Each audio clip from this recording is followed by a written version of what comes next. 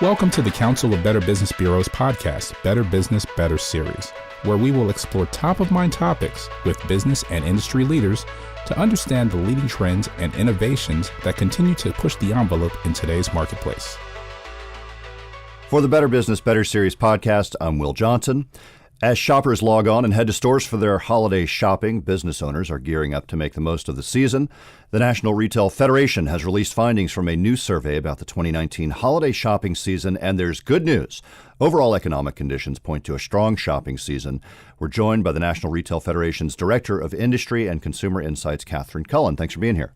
Thanks for having me to join you all today. It's always nice to share good news. It is. Yeah, so we're going to talk about how people will be spending, what business owners can expect. Let's talk about the economy in general, what drives consumer confidence. What's the big picture right now? Well, as you mentioned, it's good news right now. So just generally looking at the economy, job growth has been strong. We've been adding new jobs solidly every month, which, speaks to more people in the environment who are able to spend, who have extra money in their pockets, who might not have had that money last year. We're also seeing unemployment is declining and is at a low, as well as things like personal income indicators have been strong, and then consumer confidence is reflecting all of this, and people are saying that they are feeling good about the economy and they're feeling good about the upcoming holiday season. So, as you mentioned, just generally a really positive picture heading into the last few months of the year. All right, so that means business owners can look forward to a busy season, hopefully. Holiday shopping can also make or break the bottom line for a lot of retailers. Tell us some of the results from the survey in particular that give business owners that positive outlook. And in general, are consumers, it sounds like, spending more than last year? That's correct. So every year in October, we asked consumers around the country how much they plan to spend around the holidays. And we look at a number of different spending categories. We ask them to kind of just estimate what they're going to spend on gifts, decorations, candy, food, as well as themselves.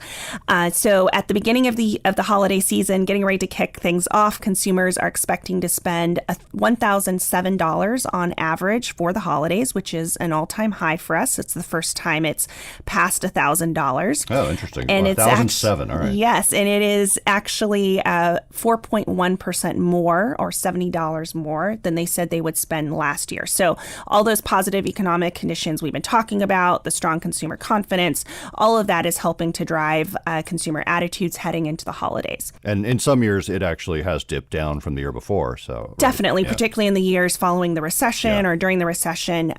Just to note for those listening, there are two things really driving that spend. People are spending more on gifts, specifically gifts for their families. They're spending about $30 more on gifts this year That's as nice. opposed to things. Yes. So if you're a gift recipient, you might be looking for something a little extra today or this year. And then they're also spending more on themselves. So we ask people if they're planning to take advantage of the deals and promotions during the season to spend a little bit more on themselves or pick up items for their family, like a new TV, maybe new clothing for the season. And consumers say they're going to spend about $155 on average on those types of purchases, which is 10% more than they spent last year. For themselves, So you're shopping online and maybe you see something else you like, and it's hard not to see that kind of thing online when you're shopping and get distracted, and all of a sudden you've ordered more than you were expecting. Yes, or you're in the store and you see something extra. So that's definitely something that has been a trend, and we've seen retailers taking note of that and adjusting their promotions and their advertising accordingly. Who's doing all the shopping? What's the sort of age group, or males, females? It is across the board. Okay. So everyone is shopping this time of year. We do see that people in the millennial age group, or people who tend to have kids, do tend to spend a little bit more. They have more people to buy for. Millennials are.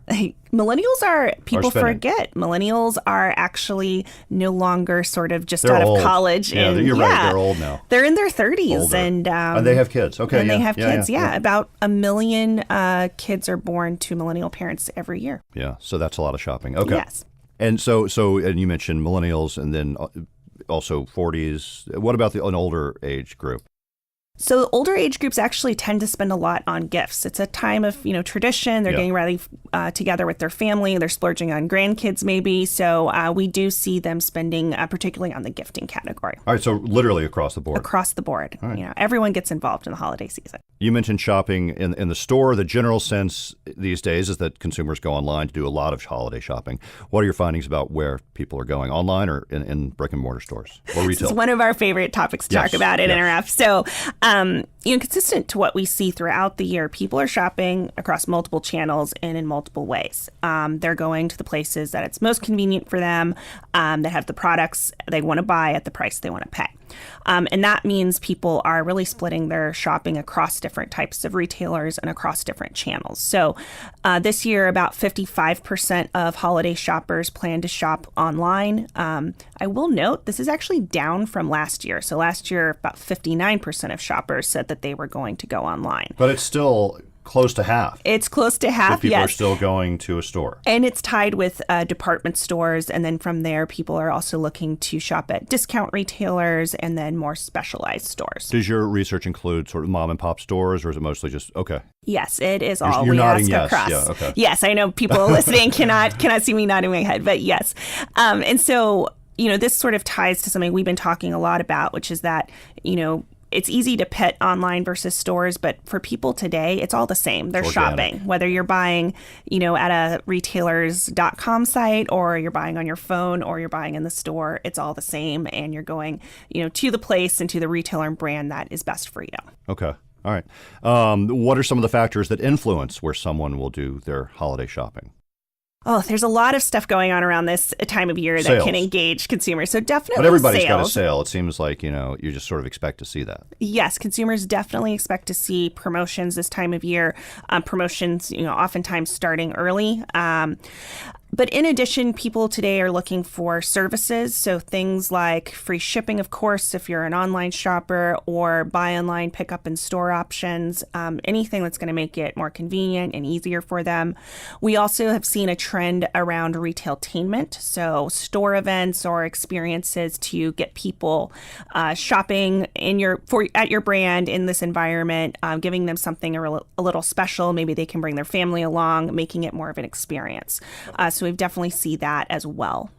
When are we doing our shopping? Are we waiting till the last minute, or what are your findings there? Do people get it done early? It's November 1st as we're recording. So about 40% of people have already started shopping. So which is a large percentage of our celebrants. You start to understand why the commercials start hitting. Exactly, or why you're seeing stuff, in stores or online already. Right. And then about 42% plan to start their shopping in November.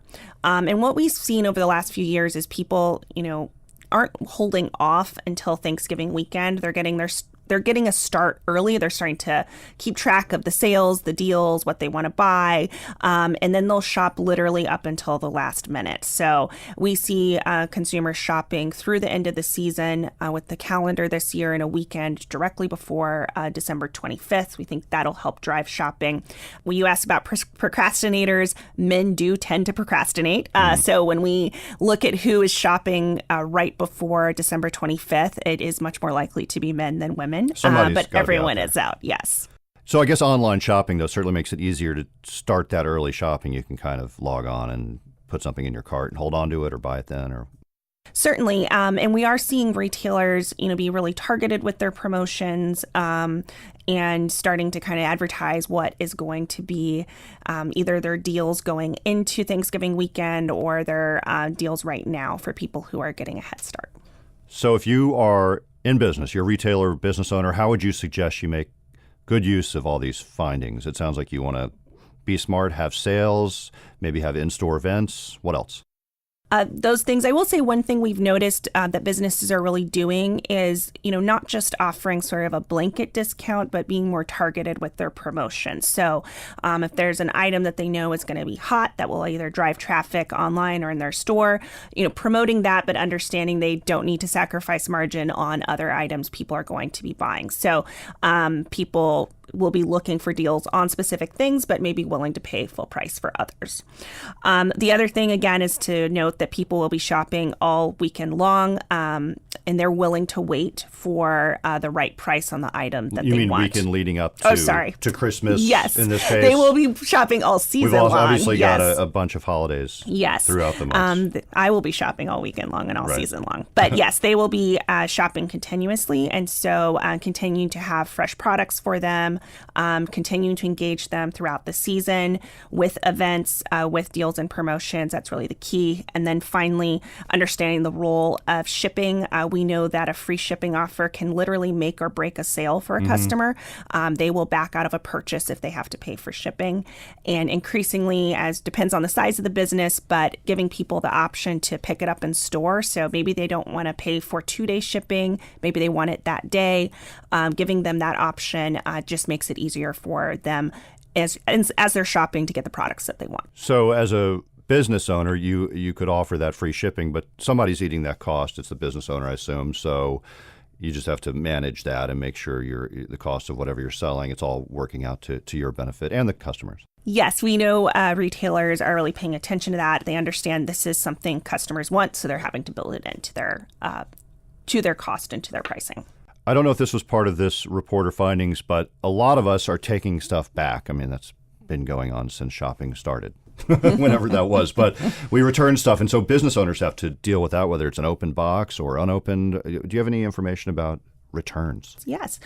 So we do see a higher return rate during the holidays, just slightly higher. So in a survey we did of retailers last year, those we surveyed said that holiday returns were about 13% of their total sales versus the rest of year, it's closer to like 11%. So a little bit of an increase. One thing we see though is retailers using those returns as an opportunity to make a sale. So if someone's coming back in to exchange or return something, it's an opportunity to get them to buy something else, to use store credit, and to continue to engage them as a customer. So a little bit of higher return rates, but still also another selling opportunity.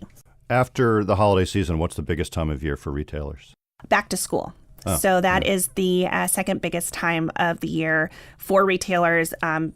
It's just a big spending time for parents and for kids. So it's a long time ago at this point, though. Right? Yes. But of course, right after the holidays, December, tends to sort of, not be as high in terms of retail sales. But directly after the holidays, people are spending their gift cards, making returns, making exchanges. So, it really doesn't end till January. And Black Friday is what day this year? Do you have that on top of your head? I do not know the date off the top of my head. I should. Put you on the spot, but the day after Thanksgiving. Yes, it is always the day after Thanksgiving. Right. Yes, and it is a big day it's still for a retailers. Huge deal. Yes. But one thing to note, if you're a retailer, what we've seen for this holiday is, or for Thanksgiving weekend, is people are really shopping across all 5 days. So whether you choose to open on Thanksgiving Day or not, people are going to be shopping on mobile, maybe taking a break from that family dinner to add some items to their cart. So they're expecting to see promotions then, and they're going to be shopping continuously, throughout that time period all the way through Cyber Monday. So, right, it's Cyber Monday on the other side of that. But so that our retailers, if they're not opening, which seems to be a little bit of a movement these days, right, where they're not having employees come in on Thanksgiving? It's been a mix depending on the retailer. So I saw an announcement today that one retailer is opening an hour earlier on Thanksgiving Day. Others have decided to close their doors. Sorry if you work there. So so it makes they're making the decisions that make sense for their customer base. But regardless of whether they're open or not, they know customers are going to be shopping. We saw a big increase in mobile last year over Thanksgiving weekend, and so you just know people are going to be shopping.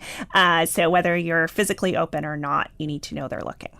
Well, it sounds like it's going to be good news, as we mentioned at the top, and a lot of shopping going on over the next few weeks and months. Thanks to Katherine Cullen, the National Retail Federation's Director of Industry and Consumer Insights. Thanks for being here. Thank you. Can business owners go somewhere to learn more about the report? Yes. You can go to nrf.com, and we have a holiday headquarters that we keep updated all season long with new data and fresh insights. So please visit and let us know if you have any questions. Great. Thanks a lot, Katherine. And if you'd like to learn more about the BBB, visit us at bbb.org. For the Better Business, Better Series podcast, I'm Will Johnson. You just enjoyed Better Business, Better Series podcast. Be sure to tune in next month for a brand new episode. To learn more about our other shows, visit betterbusiness.blueberry.com.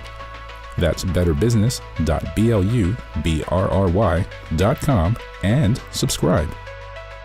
The thoughts and opinions expressed on this podcast are the views and opinions of the guests, not those of the Better Business Bureau, Council of Better Business Bureaus, or program affiliates. This podcast is for information and educational purposes only and is copyrighted with all rights reserved. This podcast is protected by Blueberry's terms of service.